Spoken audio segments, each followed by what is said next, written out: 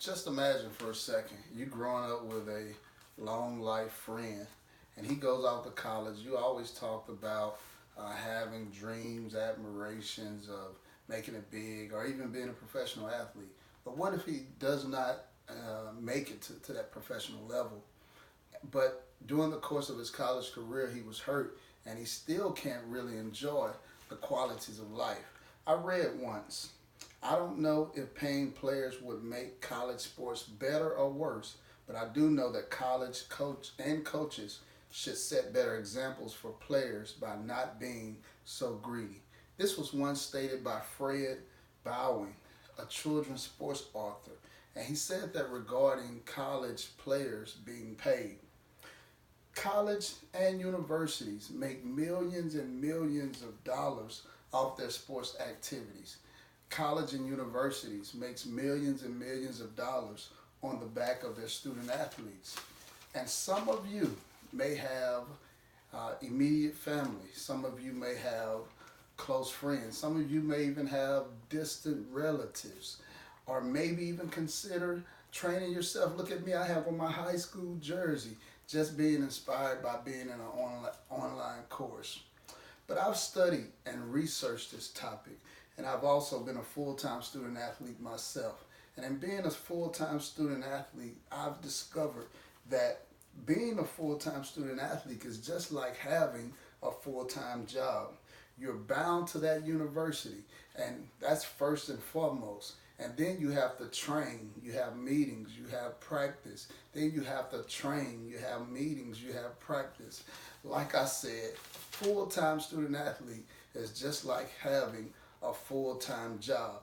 And whenever a person works a full-time job, it's only fair that they are compensated for the service and the labor that they render. I hope that you'll understand and be convinced that participating in college athletes should be considered an occupation, which in that occupation requires specific skills, it requires specific talents, and that participants should be compensated for their work, especially considering that that organization or that company receive millions and billions of dollars for the labor and services that those college athletes render. Now, college sports is a huge part of our culture, even today. The NCAA football national championship is the highest, or one of the highest televised rating sports annually every year.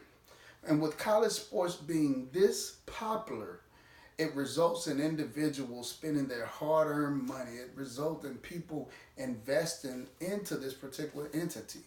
College and university make millions and millions of dollars, and those millions of dollars get thrown back into that university. And this money is used for the complete operation of that institution.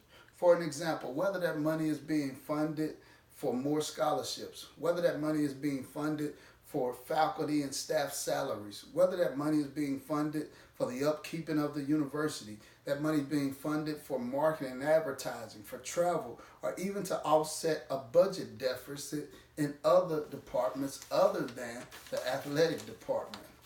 Just like a normal company. Just like a normal company. So how they use their profits to finance the operations of their organizations. The only thing colleges don't pay the real employees, the players who generate these millions and millions of dollars. Then they sell sports paraphernalia, they sell jerseys with the numbers of these particular players that play on the field. Stanley Doty, who gave all he had, gave his best to make sure that his team, that his college was successful. But his team and his college did not give their best to him. Once Stanley Doty left the university to go pro, he left the university to go pro only to find out during his qualifying physical examination that he had suffered an injury in college that will prevent him from playing professional athletics at that point. This is according to an article that is written by Megan Walsh in The Atlantic. South Carolina University, the college that Doty attend, is ranked 17th in the top 25 schools that makes the most money in college sports. South Carolina University makes an annual of $113 million yearly, and that's just the athletic department. The athletic department brings in $113 million per year. I believe that there should be some type of fund, some type of account, some type of student athlete salary put back just in case of a devastating injury. Not the same as professional athletes. No, these students, no, these kids shouldn't make that type of money. But just enough for them to land on their feet after they may experience or after their playing days are literally over. These college student athletes put their selves and their bodies on the line simply for our entertainment. They are student athletes that have these impressive, amazing skills and talents to the point that entertain people, and for those people to spend and allow their money to go to these organizations to generate millions and millions of dollars. Now, paying college athletes will overall benefit the athlete and ultimately not hurt anyone else. So why not pay these college athletes?